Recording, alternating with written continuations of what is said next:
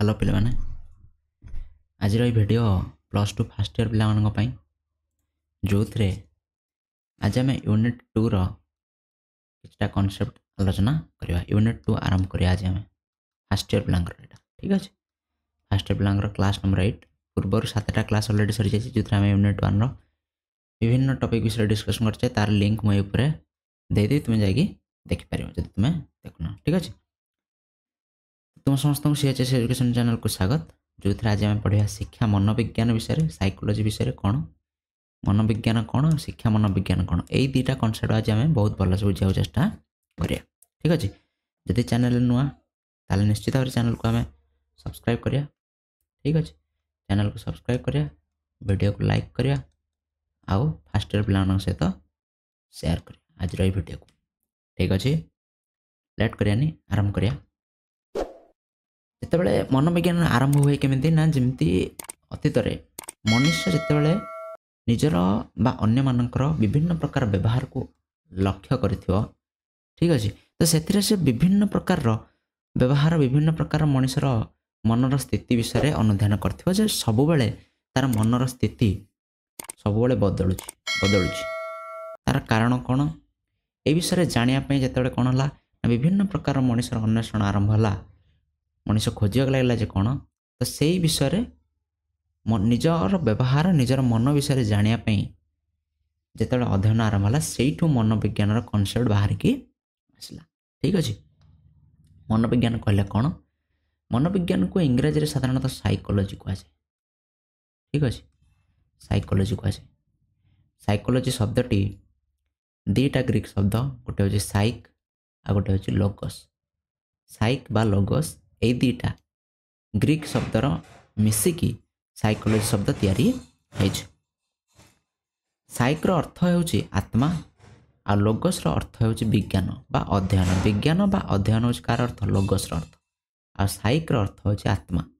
तेणु उत्पत्तिगत अर्थ अनुसार मनोविज्ञान रो संज्ञा को कहला आत्मा संबंधी विज्ञान बा आत्मा संबंधी अध्ययन। तो आधुनिक मनोविज्ञान ने साइकोलॉजी यही संज्ञा को परिहार कले। तो साइकोलॉजी जो कहला science of study of soul आत्मार विज्ञान बा आत्मा संबंधी अध्ययन। आधुनिक मनोविज्ञान मैंने एटा को ग्रहण कले नहीं कहीं ग्रहण कले ना आत्मार कौन सी संज्ञा नहीं आत्मार कौन सी संज्ञा नहीं एटा धर्म तत्व सहित जड़ित धर्म तत्व बा थियोलॉजी सहित जड़ित। तेणु आत्मार स्वरूप आम कहीं जानी ना कहीं आत्मा को देखी ना तेणु आपको परीक्षागार में परीक्षा करवा परीक्षा निरीक्षा करवा संभव हुए ना से यही संज्ञा कौन कराला परिहार कर दिगला ठीक अच्छे। नेक्स्ट पर्यायर परवर्ती पर्यायर कौन कहला ना मनोविज्ञान को मन संबंधी विज्ञान बा अध्ययन बोली कहला साइंस और स्टडी ऑफ माइंड बोली कहला मनर अध्ययन ठीक अच्छे। किंतु पूर्व संज्ञा भली जो आत्मार अध्ययन संज्ञा थिला से संज्ञा भली ये मध्य ग्रहण हो पारला नहीं कहीं ना केतेक मनोविज्ञान माने साइकोलॉजी यही संज्ञा को परिहार कले कौन ना बहु आलोचना पर्यालोचना पर जनागला जे आत्मा जहाँ मन मध्य से आत्मा को जमी कहीं देखी ना मन मध्य सेमती कहीं देखी ना मनर स्वरूप आमको जना ना आ मन को आम परीक्षा निरीक्षा कर संभव हुए ना। तेणु जो आत्मा को परीक्षा निरीक्षा करें मन को करें तेणु आत्मा संबंधी विज्ञान और मन संबंधी विज्ञान भली दुईटा संज्ञा को बाद दे दिगला। नेक्स्ट स्टेप रे समय सहित आकु कहला जे चेतना संबंधी विज्ञान कई कहला एटा होछि चेतना संबंधी विज्ञान साइंस ऑफ कॉन्शियसनेस रो साइंस बोली कहला स्टडी ऑफ कॉन्शियसनेस चेतना संबंधी विज्ञान बा चेतना संबंधी अध्ययन चेतना को अध्ययन करिया चेतना संबंधी विज्ञान बोली कहला। किंतु पूर्व दुईटा संज्ञा भली एथिरे मध्ये त्रुटि देखागला। एथिरे त्रुटि हला कोन ना चेतना होछि मनर एक क्षुद्र अंश मनर ठीक अछि। मनर तीनटा स्तर अछि पिले गोटे होछि चेतना ठीक अछि गोटे होछि अचेतन आ गोटे होछि अवचेतन तीन प्रकार स्तर चेतन अचेतन अवचेतन।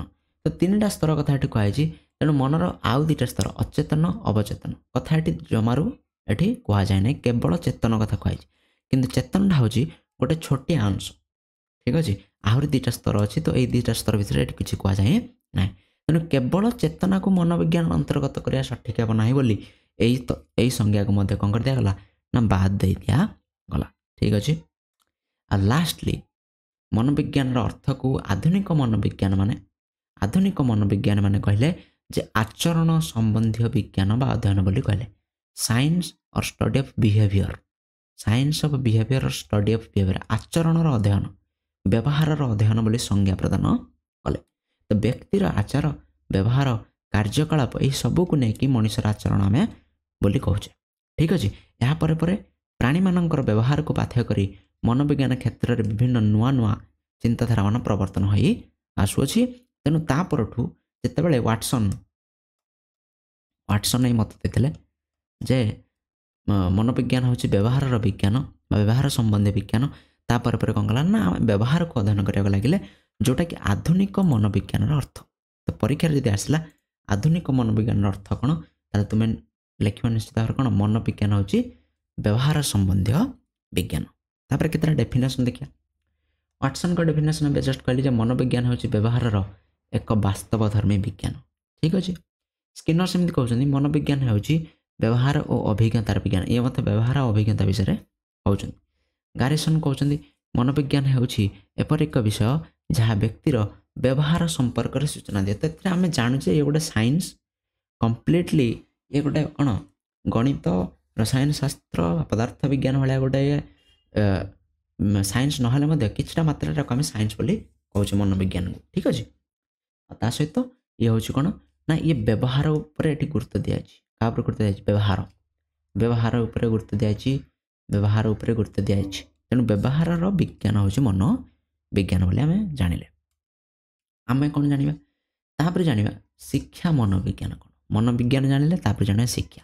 देख शिक्षा मनोविज्ञान जानिया पूर्वर ये दीटा शब्द कौन शिक्षा आ मनोविज्ञान दीटा शब्द को लेकिन शिक्षा मनोविज्ञान सृष्टि।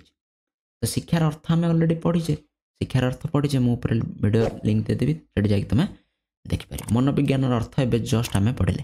तेणु दीटा अर्थ जब आम कौन करिया ये कहवा सर्टकट्रे सरल भाषा कहले शिक्षार अर्थ कौन शिक्षार अर्थ हूँ मानव आचरण को परिमार्जित करिया कौन करिया चेंज करिया it is modification of behaviour परिमार्जित करिया। आ मनोविज्ञान कौन कहले स्टडी ऑफ बिहेवियर मानव आचरण को अध्ययन करिया दीटा जिनस शिक्षा कहला मानव आचरण को परिमार्जित करिया परिवर्तन करिया मॉडिफिकेशन और चेंज ऑफ बिहेवियर। मनोविज्ञान कहला मानव आचरण को अध्ययन करिया स्टडी और साइंस ऑफ बिहेवियर। तो ये हूँ परिवर्तन चेंज ऑफ बिहेवियर बा मॉडिफिकेशन ऑफ बिहेवियर ये हूँ स्टडी ऑफ बिहेवियर अध्ययन करिया। तेणु यही दुईटा कौन जड़ित होगी अच्छा जेहेतु दुईज व्यवहार विषय मत प्रदान कर। आधुनिक शिक्षा व्यवस्था रे संपूर्ण रूपे मनोविज्ञान ज्ञान उपर निर्भर कर। आज जो शिक्षा व्यवस्था जहाँ भी होची सबू जिनस मनोवैज्ञानिक दृष्टिकोण रू ही तैयारी होची। तो सेथिपाई आकु शिक्षा मनोविज्ञान बोली कहा जाउछि। तेणु शिक्षा मनोविज्ञान एपरि एक मनोविज्ञान जहाँ शिक्षा संबंधी समस्या को समाधान करते। तो आम कहीपर जे मनोविज्ञान जदि गोटे गछ हो गला ठीक अच्छे मनोविज्ञान जदि गोटे गछ है ठीक अच्छे ताहले यही गछर गोटे ब्रांच होची शिक्षा मनोविज्ञान। ठीक अच्छे तो शिक्षा मनोविज्ञान कौन गोटे ब्रांच गोटे शाखा मनोविज्ञान गोटे शाखा जी कौन करे ना शिक्षा संबंधी समस्यार समाधान करे शिक्षा क्षेत्र में जहाँ भी समस्या आसको समाधान करे शिक्षा मनोविज्ञान। डेफिनेशन देखले कौन देखिए आम ये अपील कहते जे शिक्षा संबंधी विज्ञान ही शिक्षा मनोविज्ञान शिक्षा संबंधी विज्ञान शिक्षा संबंधी जो साइंस अच्छी सेटा को आम शिक्षा मनोविज्ञान बोली कहे। विज्ञान माने कौन विज्ञान माने विभिन्न प्रकार ज्ञान विभिन्न प्रकार तत्वर आविष्कार करिया और शिक्षा संबंधी जो नुआ नुआ ज्ञान आम आहरण करुचे नुआ नुआ ज्ञान उद्भावना आविष्कार करुचे सेटा को आम मनोविज्ञान बोली कहे शिक्षा मनोविज्ञान बोली कहे। स्किनर कौन कहते स्किनर कहते शिक्षा मनोविज्ञान हूँ मनोविज्ञान एक शाखा एवं कहती जस्ट शाखा जहाँ शिक्षा और शिक्षण संपर्क में अवगत कराए। तो मनोविज्ञान गोटे ब्रांच बा शाखा कहीपर जोटा शिक्षा और शिक्षण ये दुईटा संपर्क में अवगत कराई थे आमको शिक्षा और शिक्षण संपर्क में अवगत कराए ताको आम शिक्षा मनोविज्ञान बोली कहे। स्टीफेन कहते जे शिक्षा मनोविज्ञान हूँ शैक्षिक वृद्धि और विकासर एक विधिवत अध्ययन शैक्षिक वृद्धि शिक्षा क्षेत्र में वृद्धि और विकास कार शिशुर ଶିକ୍ଷା କ୍ଷେତ୍ରରେ ଶିଶୁ ଅଛନ୍ତି ନା, ଶିଶୁଙ୍କୁ ଆମେ ଶିକ୍ଷା ପ୍ରଦାନ କରୁଛେ, ତ ମଣିଷ ଏଠି ଅଛି, ତ ମଣିଷର ବ୍ୟବହାର କଥା ଆମେ ଏଠି କରୁଛେ। ମନୋବିଜ୍ଞାନର ବ୍ୟବହାର କଥା କହିଲେ ତ କାହାର ବ୍ୟବହାର ଅଧ୍ୟୟନ କରୁଛେ? ଶିଶୁର ବ୍ୟବହାରକୁ ଅଧ୍ୟୟନ କରୁଛେ। ତେଣୁ ଶିଶୁର ଶୈକ୍ଷିକ ବୃଦ୍ଧି ଆଉ ବିକାଶ ଏକ ଅଧ୍ୟୟନକୁ ଆମେ ଶିକ୍ଷା ମନୋବିଜ୍ଞାନ ବୋଲି କହୁଛେ। ଆଶା କରୁଛି ତୁମେ ସମସ୍ତେ ବୁଝିପାରିଥିବ ଶିକ୍ଷା ମନୋବିଜ୍ଞାନର ଅର୍ଥ। ଠିକ୍ ଅଛି, ନେକ୍ସଟ କ୍ଲାସ୍ରେ ଆମେ ଦେଖିବା ଯେ ଶିକ୍ଷା ମନୋବିଜ୍ଞାନ ଆଉ ଶିକ୍ଷା କ୍ଷେତ୍ରରେ କ'ଣ ସେମାନଙ୍କର ସମ୍ପର୍କ ଅଛି, ଆଉ ଶିକ୍ଷକଙ୍କ ନିମନ୍ତେ ମନୋବିଜ୍ଞାନର କ'ଣ ଗୁରୁତ୍ୱ ଅଛି। ଏଇଟା ହେଉଛି ଇମ୍ପୋର୍ଟାଣ୍ଟ କ୍ୱେଶ୍ଚିନ୍ଟା, ଆକୁ ବୁଝିବା ନିହାତି ଆବଶ୍ୟକ। ଶିକ୍ଷକଙ୍କ ପାଇଁ ମନୋବିଜ୍ଞାନର କ'ଣ ଗୁରୁତ୍ୱ ଅଛି। Thank you so much. Next କ୍ଲାସ୍ରେ ଆମେ